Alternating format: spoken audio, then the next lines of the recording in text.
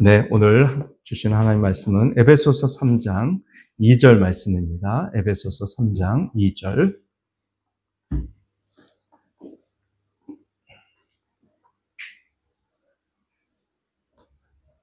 에베소서 3장 2절.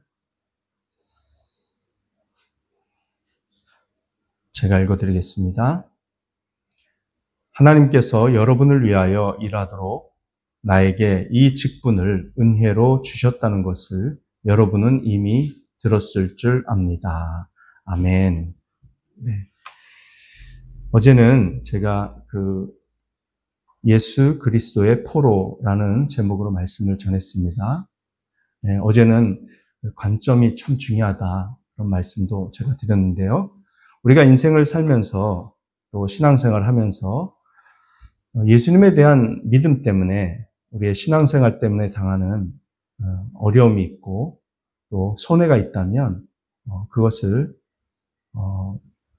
하나님의 복음이 증거되도록 하기 위해서 하나님께서 들어 쓰시고 또 우리가 더 하나님 앞에 가까이 나아가도록 하나님께서 역사하시는 것이라고 믿음의 관점으로 바라보자 그런 뜻을 담아서 전했습니다. 관점의 변화가 관점이 중요하다.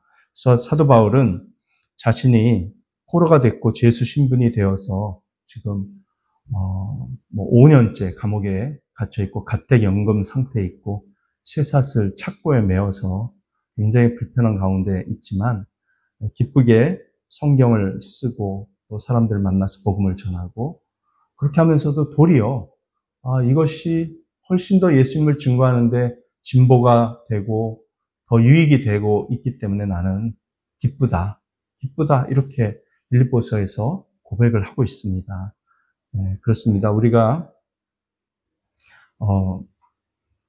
불의하게 행하고 또 하나님의 뜻에 반하여 행동하는 사람들에 대해서는 하나님의 거룩한 손에 맡겨야죠. 진노하시는 하나님의 손길에 맡겨서 하나님이 친히 그 사람들을 벌하고 심판하시도록 우리가 해야 되고 또 우리가 마땅히 찾아야 될 권리는 우리가 찾으면서 살아야 합니다.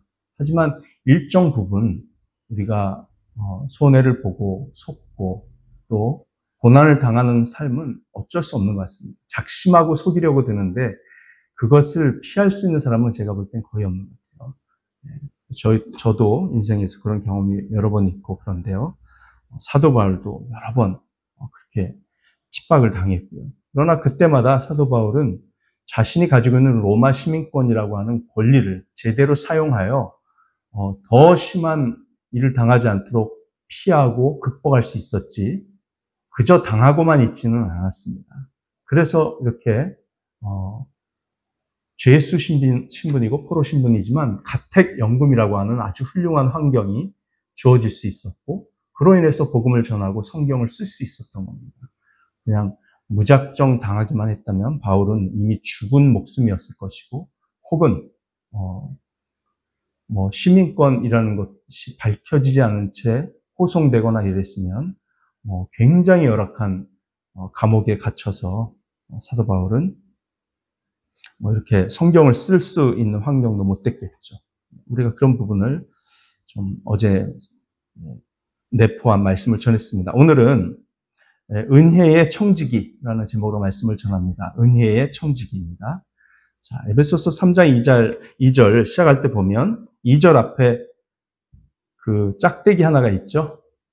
네, 막대기 하나가 있습니다. 그렇죠? 네, 그것이 바로 3장 2절에 있는 그 막대기가 13절까지의 내용은 바로 삽입이다.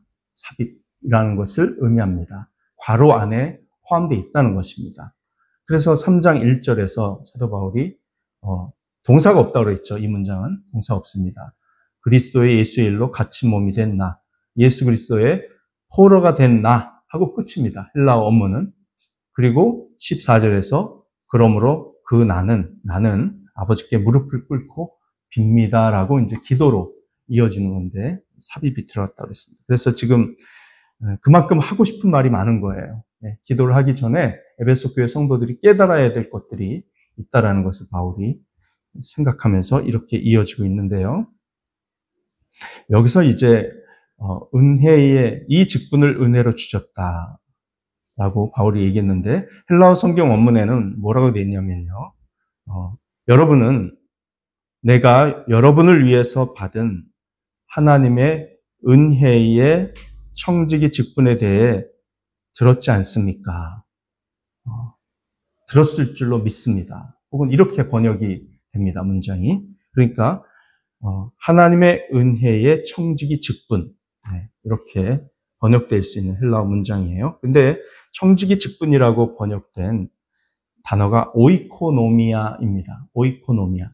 제가 그랬죠? 오이코스 그러면 집이라고 그랬죠? 그래서 오이코노미아라고 하는 단어는 집과 관련된 단어예요. 자, 청지기라고 하는 직분은, 그런 역할은 집을 관리하는 데 사용되던 단어입니다. 그렇죠? 주인이 있습니다. 그런데 그 주인이 자신의 혈육의 가족도 있지만 일꾼 혹은 종 이런 사람들까지 다 포함되어 있는 확대 가족 개념이 바로 여기서 말하는 그 가족인데, 그 가족 중에서도 혈육 가족이 아닌, 주인의 혈육 가족이 아닌 일꾼과 종을 관리하는 특별한 종의 위치에 있는 사람에게 그런 특별한 직분을 맡겼는데 그것이 바로 청지기라는 거죠. 그래서 이 청지기는 집안의 모든 일들을 다 도맡아서 합니다. 돈 관리도 하죠. 그 다음에 일꾼들을 관리하고 그들에게 먹여야 될 음식도 수십 명분 아닙니까? 매일 어마어마한 양입니다. 그것을 관리하는 역할이 바로 청지기입니다. 그래서 이 오이코노미아라고 하는 단어는 그 청지기로서 혹은 관리자죠. 청지기 관리자. 관리자의 직분을 의미하기도 하고요. 그리고 관리자 청지기로서의 활동을 의미하기도 하는 단어입니다. 직분을 의미할 때도 있고 활동을 의미할 때도 있어요. 두 가지로 다 쓸 수 있는 단어입니다. 오이코노미아. 자, 그런데 여기서 하나님께서 주신 은혜의 직분이잖아요. 은혜의 청지기 직분. 그럼 여기서 은혜는 뭘까요? 은혜. 하나님께서 주신 은혜의 직분. 자, 그런데 그 은혜는 여러분을 위하여라고 돼 있습니다. 여러분을 위하여 나에게 주신 은혜. 이렇게 돼 있습니다. 헬라어 문장의 해석 순서는. 그러면 이 은혜, 이 문맥에서 이 은혜는 바로 그 5절, 6절에 좀 더 자세하게 설명이 되어 있습니다.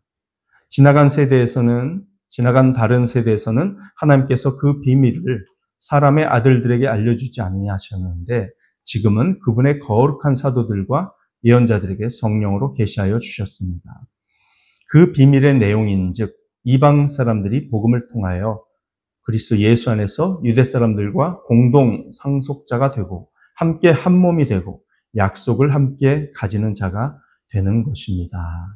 나는 이 복음을 섬기는 일꾼이 되었습니다. 그렇죠? 이걸 복음이라고 말하잖아요. 이 복음이 바로 은혜입니다. 근데 이 복음 안에 들어있는 내용이 뭐냐면 지금 계속 3절에도 4절에도 5절에도 6절에도 비밀이라고 하는 단어가 반복되고 있죠. 비밀. 미스테리온, 헬라어로. 영어로는 미스테리고 시크릿이 아니라 미스테리입니다. 신비. 신비로운 비밀이죠. 감추어졌었던 신비. 과거에는 감추어졌으나 지금은 밝게 드러난 신비. 하나님의 그 신비로운 계시, 신비로운 섭리. 그것이 바로 비밀인데 그것을 이제 은혜라고도 표현하고 복음이라고도 표현한 겁니다. 근데 이 내용 안에 우리가 2장에서 살펴보았던 것처럼 2장 13절에 보면 그리스도 예수 안에서 그분의 피로 하나님께 가까워졌다고 그랬잖아요. 예수님의 십자가로 그 피로 우리가 하나님께 가까워지게 된 것, 그것이 은혜이고 복음이죠. 그런데 거기에는 또 뭐가 포함되어 있냐면 그 결과 원수와도 같았던 이방인들과 유대인들이 이제는 예수 그리스도 안에서 서로 가까워지고 한 몸을 이루고 한 공동체를 이루고 또 하나의 왕국의 하나님 나라의 시민이 되고 한 성전이 되고 한 가족이 되었다는 것, 그것이 바로 그 은혜의 내용 중에 중요한 내용인 거죠. 그래서 지금 이방인들 때문에, 이방인 그리스도인들 때문에 사도 바울이 포로가 되고 죄수가 됐습니다. 왜냐하면 그들도 예수님만 믿으면 교회 안으로 들어올 수 있습니다라고 주장했기 때문에. 유대인들 중에 일부는 뭐예요? 할례부터 받아야죠. 율법을 먼저 지키게 해야죠. 어떻게 단지 예수님을 믿는다는 이유만으로 그들도 우리와 함께 교회를 이루고 신앙생활을 할 수 있단 말입니까? 이렇게 생각하던 율법주의적 그리스도인들도 일부 있었고, 또한 그리스도인이 되지 않은, 전혀 되지 않은 완전히 유대인들, 그들은 사도 바울을 죽이려고 이를 갈았죠. 그 결과 지금 죄수가 되고 포로가 된 건데요.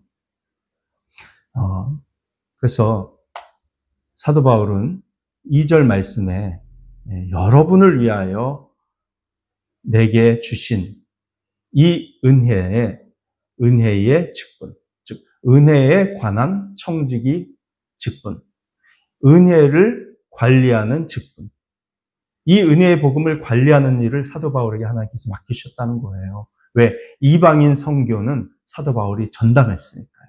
자, 여기는 배경이 있습니다.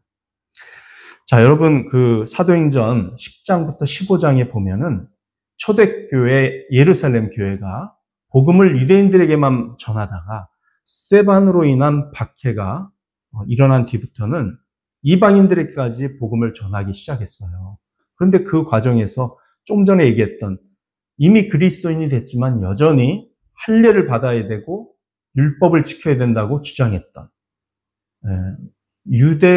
유대인에서 그리스도인으로 변화되는 과정에서 덜 변화된 그런 사람들 때문에 많은 그 어려움이 있었습니다.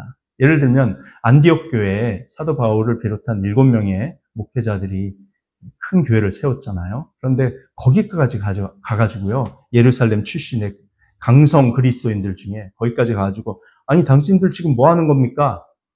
아니 할례도 안 받은 사람들이 어떻게 교회로 모이냐고, 이러면서 먼저 율법 지키고 할례 받으라고 막 이렇게 이제 성경 가지고 막 하니까 사람들이 혼란이 생긴 거예요. 안디옥 교회 성도들이. 그래가지고 이제 바울과 바나바가 예루살렘으로 찾아갔습니다. 그래서 이제 회의가 일어난 거죠. 공적인 회의를 열었어요. 12사도와 그 다음에 교회, 예루살렘 교회, 거의 뭐 10,000명에 육박하는 교회 아닙니까? 그 유대인들, 그리스도인들 중에서 대표격인 장로들, 그 장로들과 사도들이 함께 모여서 사도 바울, 바나바를 딱 맞아들이고 공적인 회의를 한 겁니다. 그래서 이제 거기서 바울과 바나바가, 아니 이 먼 데까지 안디옥까지 와가지고 이렇게 혼란을 일으키면 어떻게 하냐? 우리도 감당하지 못하는 율법 지키기를 왜 사람들한테 강요를 하는 것이냐? 예수님께서 복음으로 단지 예수님의 십자가와 부활을 믿고 하나님 아들이심을 믿고 영접하는 사람에게는 동일하게 성령을 주시지 않았느냐?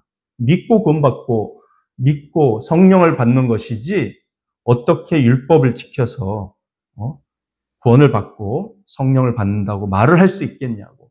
이래서 이제 논란이 일어난 거죠. 그랬더니 그때 이제 베드로가 딱 일어나서 사도행전 10장에 있었던 사건을 딱 얘기를 한 겁니다. 뭡니까? 백부장 고넬료. 백부장 고넬료 사건이죠. 이방인 아닙니까? 그래서 사도 바울이 고넬료에게 복음을 전했더니 어떻게 됐어요? 고넬료의 집 사람들 수십 명이 복음을 듣고 성령을 받고 예수님을 믿는 사람이 됐잖아요. 그래서 다 세례를 받았잖아요.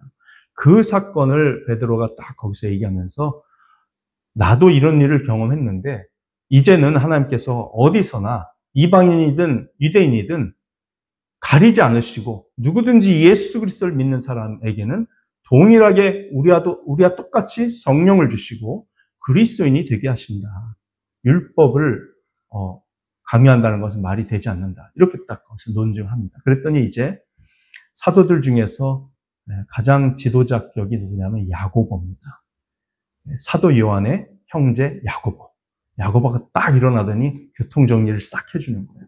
어떻게 했냐면 이제는 그러면 이방인 그리스도인들에게 뭐 할례나 율법 지키는 거 강요하지 말고 오직 예수 믿음으로 구원받는다는 것을 확실하게 얘기하고, 그 다음에 안디옥까지 가서 그런 이상한 얘기한 사람들 우리가 보내서 간 거 아니니까 그 사람들 무시해라. 우리의 공식적인 입장은 오직 예수 믿음으로 구원받는 것이다. 그리고 율법 안 지켜도 된다. 할례 안 받아도 된다. 그걸 공식화했어요. 그럼 다만 율법의 정신 중에서 생명을 소중하게 여기며 이방인들처럼 음란하지 않으며 살아가는 거, 그거는 지켰으면 좋겠다. 이래가지고 그 지침을 주죠. 뭡니까? 첫 번째는 우상 제물을 먹지 말라라는 것과, 그 다음에 피채 먹지 말라는 거, 목매어 죽인 고기를 먹지 말라는 거, 그 다음에 음행하지 말라는 거. 이 네 가지 지침만 딱 줬습니다. 그 외에 율법은 일체 지키지 않아도 된다고 확실하게 이제 종지부를 찍고, 거기다가 이제 예루살렘 교회 대표 두 사람까지 뽑아가지고 보냈어요. 그게 누구냐면 바사바라고도 하는 유다와, 그 다음에 나중에 사도 바울과 함께 선교여행을 떠났던 신라. 사도행전 16장 빌립보 감옥에 함께 갇혔던 그 신라. 이 신라와 유다 두 사람을 대표로 뽑아서 안디옥까지 파견을 해가지고 그 공의회에서 결정된 모든 내용을 직접 설명하게 하고, 그리고는 그들도 예언자이므로, 즉 설교자이므로 많은 말씀을 전할 수 있는 기회를 안디옥 교회가 가졌다라고 하는 말로 끝납니다. 이게 사도행전 15장이네요. 그러니까 이방인들도 교회를 함께 이룰 수 있다는 것은 이미 초대교회 때부터 형성이 된 겁니다. 그런데 그것이 10장부터 15장 내용이잖아요, 사도행전. 근데 사도행전 9장에 보면 무슨 사건이 먼저 나옵니까? 다메섹으로, 즉 다마스커스로 그리스도인들을 체포하러 가던 사도 바울에게 부활하신 예수님이 나타나셔서 바울 눈멀게 하고 3일 동안 사도로 부르시는 사건이 나오잖아요. 사도로 부르실 때 내가 너를 이방인에게 보내고 왕에게 보낼 것이다. 너는 그들에게 복음을 증거하는 나의 그릇으로 택함을 받은 자다. 이제 이런 예수님의 계시가 내려오죠. 그러니까 사실은 사도 바울에게 가장 먼저 그 이방인을 위한 복음의 사명이 주어졌다는 것을 우리는 알 수 있습니다. 공의회에서 그렇게 결정된 것은 그 이후의 일이에요. 어쨌든 이렇게 거의 비슷한 시기에 하나님께서는 동시다발적으로 이방인들을 위한 그 은혜의 복음을 맡은 관리자로서 사도 바울을 세우셨는데, 그 예루살렘 공의회에서 최종적으로 결정된 것 중에 또 하나는 뭐냐면 사도 바울과 바나바를 이방인을 위한 사도로 특별히 임명을 했다는 겁니다. 이방인을 위해서는 당신이 그럼 전적으로 맡아서 이 은혜의 복음을 전해 주십시오. 오직 예수 그리스도를 믿고 성령 받고 구원받는 거지 할례 받을 필요도 없고 유대인이 될 필요도 없고 율법을 지킬 필요가 없다라는 것을 확실하게 이 예루살렘 공의회의 이름으로 당신이 함께 전해 주십시오. 이렇게 위임을 받은 거예요. 이 모든 걸 통틀어서 사도 바울은 이 은혜의 직분, 청지기 직분, 관리자 직분을 내가 하나님께로부터 받았다. 이렇게 말을 한 것이죠. 자, 모든 것은 은혜입니다. 은혜. 여러분, 하나님께서 누군가를 쓰시려고 할 때, 딱 둘러보다가, 제가 제일 착하고 자격이 있고 훌륭한 인품을 가지고 있구나. 훌륭한 학식을 가지고 있구나. 쟤를 불러서 내가 설교자를 맡기고 목사가 되게 하고 선교사가 되게 해야지 그러십니까? 하나님께서? 절대 아닙니다. 그렇게 안 하세요. 자, 사도 바울을 사도로 부르실 때 사도 바울은 지금 거듭나지도 않았어요. 예수님 믿는 상태도 아닌데 내가 너를 택했다. 이방인을 위한 사도로. 그 계시를 먼저 주시는 거예요. 네? 하나님은요. 그렇게 사람을 먼저 택하시고 그 사람에게 사명을 주시고 그 사명을 감당할 수 있는 그릇으로 빚어 가십니다. 만들어 가세요. 네. 물론 그렇다고 해서 사도 바울의 케이스를 우리가 교회에서 우리가 적용하면 안 되죠. 우리는 예수님이 아니잖아요. 그렇죠? 네. 그러니까 믿지도 않는 사람인데 그 사람한테 장로 직분을 주면 되겠어요? 네? 절대 안 되죠. 그 돈 많다고 사회적인 신분이 높다고 장로 직분을 주면 안 되죠. 그런 사람들한테. 절대 우리 교회에서는 그런 일은 없을 겁니다. 네. 그렇지만 사도 바울 같은 경우는 다르죠. 그래서 바울이 은혜의 직분이라고 말을 하는 거예요. 자신이 자격이 있거나 조건이 돼서 하나님께서 나를 선택하신 것이 아니라 그것은 은혜다라고 하는 고백인 거죠. 그래서 자, 이 은혜라고 하는 말을 사도 바울이 굉장히 여러 군데에서 말을 했습니다. 그래서 고린도 전서 9장에서도 내가 은혜로 구원을 받았기 때문에 복음을 전하지 않으면 내게 화가 있을 것입니다. 이렇게 말하고요. 로마서 15장 15절 16절에도 하나님께서 내게 주신 은혜를 힘입어서 라고 말하면서 이 은혜를 내게 주신 것은 나로 하여금 이방 사람에게 보내심을 받은 그리스도 예수의 일꾼이 되게 하시려는 것입니다. 고백하고요. 고린도전서 3장 10절에서도 하나님께서 나에게 준 은혜를 따라 내가 지혜로운 건축가와 같이 교회의 기초를 놓았습니다. 이렇게 말합니다. 갈라디아서 2장 9절에서도 야고보와 게바, 즉 베드로와 요한은 하나님이 나에게 주신 은혜를 인정하고 나와 바나바에게 오른손을 내밀어서 친교의 악수를 하였습니다.